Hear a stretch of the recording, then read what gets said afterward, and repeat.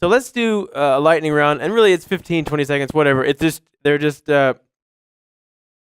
shorter questions, and I'm just interested to hear your thoughts on. So the first one, Witold Rymczynski in his book How Architecture Works, he talks about there's the setting, which is your town. There's the site. There's the plan of the building. There's the skin of the building, the materials you use, the details, and whether you invest in a certain style.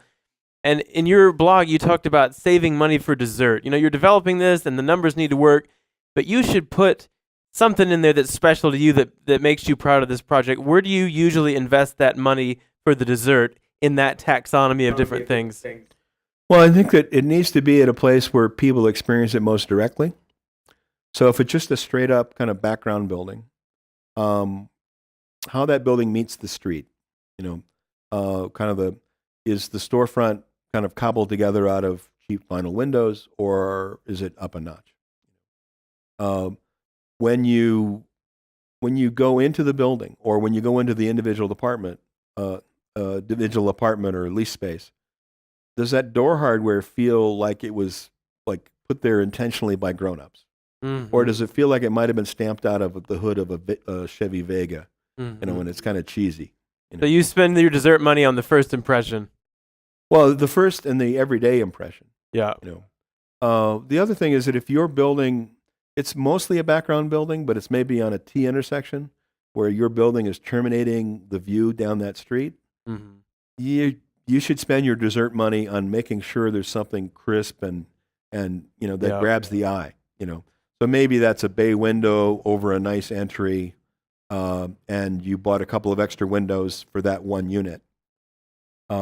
It's a minor cost, but it's strategic.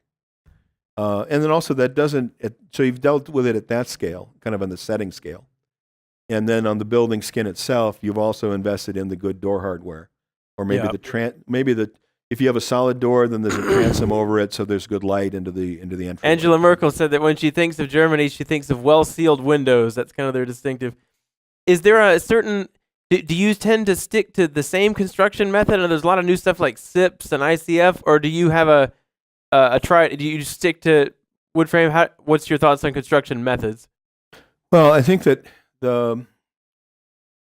there's always, like, we like things that are innovative. We like the idea that this is going to make it all better, that this is the new and improved. And I think that if you want to experiment with the new and improved, you need to have a good data set for what works in the tried and true. And I think that there's a lot of room in process. There's more room for improving your margins and making a better building by changing your building process than there is in the materials, in the product. Mm-hmm. And all those products have trade-offs. You're going to build with SIPs, you need to really invest in your relationship with the structural engineer signing off on them, and the factory that's producing them, and the guys that bring the crane, and the building inspector who wants to know what this weird shit is. So you're not. It's to get to the point where you're comparing all the hard and soft costs of doing that. You're not just saying, well, the hard costs are cheaper. My soft costs are double, but my hard costs are cheaper. So and I think it's kind of cool, so I'm not going to look at the soft costs. Mm-hmm. Then you need to be really disciplined, because your investor is going to want to know why you're building with this other stuff that's not standard. And I think that the amount of return you can get by optimizing conventional wood frame construction with the people that are doing it, the returns are way better there than they are in any of these other technologies. And I've built with SIPs, and I've built modular, and I've built panelized, and we flirted with ICFs until we just couldn't make sense of it. I've invested a lot of R&D in. Couldn't make sense of it numerically. Well, it's kind of an inside-out building. It's the insulation on the outside of the concrete, and then now you need to put a hard skin on the building, either with siding or stucco, kind of two skins. Yeah. Two skins. And they're kind of nifty. Metal buildings are kind of nifty, but then they also have other trade-offs. So I think you pick the building technology that is most flexible and allows you the most opportunity to work with the trades that are working in it. Because if you introduce some weird new stuff into a local market that you're fighting to find a plumber to show up reliably or a roofer, you've just given them one more reason why they have opportunity cost to work with you. Mm-hmm. So your shell might be cheaper, but your plumbing got way more expensive because that was weird.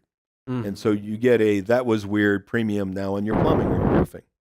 So you need to be looking at the whole system and how everybody's working together before you decide to disrupt it. You need to show them why there's upside in a disruptive building technology. When you have people come to your development boot camps, and they're wanting to say, you know, this is my main gig, what's the talk that you give them about expectations for the amount of time and or the number of units that are going to be required to do that? Well, we can lay it out in terms of case studies. I like to point people toward Monty Anderson in Dallas because he started as a neighborhood activist and found his way into being a real estate broker to kind of advance making things better.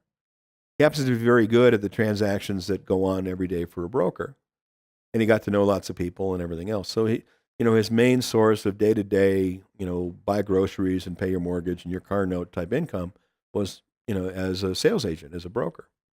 And over time, he put that together and ended up with more and more passive income from the buildings that they developed. So with that in place, he was able to, he was covering his bills with brokerage, and he did the other as a related sideline, but still really connected to what he was doing. So, how quickly or how slow you are in kind of converting your side job to your full-time gig, it's kind of a function of how aggressively you want to pursue it. Mm-hmm. There's going to be an opportunity cost if you spend more time on the development side.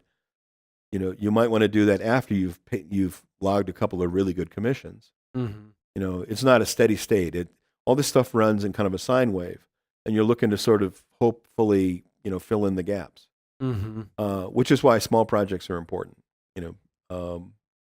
And he also advocates things like if you don't have any money, organize a street market, do pop-up retail, do things that give you lots of contact with other humans that are going to be important with minimal capital because you've got time. Mm-hmm. So you're going to be leveraging your time, your know-how, your attention, and you're going to have to be thinking strategically about this stuff, and to some extent trusting your gut that if I do the right thing by this person and invest in this relationship, that usually turns out for the best. What are the lean urbanism, as I understand it, or finding workarounds for building code issues that normally make a building inordinately expensive? What are your top 2, 3, 4 hacks that you use to keep a building in code but reduce some of the extraneous expense? Well, there's two of them, and one goes to the building and finance. So you're always looking at satisfying issues of accessibility under Fair Housing Act and the Americans with Disabilities Act, because they're two different things, one for housing, one for commercial buildings, institutional buildings. You got that coming in, you've got the building code coming in, and then you've got what financing, So the overlap in that Venn diagram is really great territory. You can satisfy all those things with a certain type of building, you've got a real advantage because it takes some work. Mm-hmm. So the form follows finance fourplex, or our slang for that is the 4F. Mm-hmm. It's got 4 residential units. It's got 25% or 24.5% non-residential. It's wood frame. It's 2 stories. It fits on regular sized lots. It satisfies all the code issues. Boom. So you're not just looking at a hack that works for the code, but you're looking for a building type that comprehensively addresses building code accessibility and finance. Now, if you want to go to something that's going to get a commercial loan, larger down payment, commercial appraisals, and everything else, you need to kind of amp it up a bit. So maybe a unit that's 12 units or 9 with some commercial on the ground floor. You can do, my favorite hack on that is one that my partner David Kim worked out. If you can put 4 units onto a single floor and have a 3-story building on a single stair with no elevator if you have a residential accessible unit on the ground floor. Mhm. So we have an 80 by 40 single stair with a passage through the building to go to parking in the back and the like. A rectangular building that solves all those things and now just needs to be kind of reskinned to be appropriate to wherever it's going. So those sort of stable chassis that address kind of the fine grain of the building code, the finance and the accessibility codes, that chassis is stable, and now you can make it bigger or smaller. Those 4 units, they could be 4 bedrooms each, as far as the building code's concerned. Marketability might be another issue. And finally, in the entrepreneurial world, Walter Isaacson and company have made it, the whole Jobs thing. It's popular that the idea of this one person who's the lead. On the other hand, though, especially when I was in Berlin, it was becoming this doctrine that you had to have a partner. You had to, you should always have a co-founder for your startup. What advice, if any, do you give people coming into development about having an official business partner?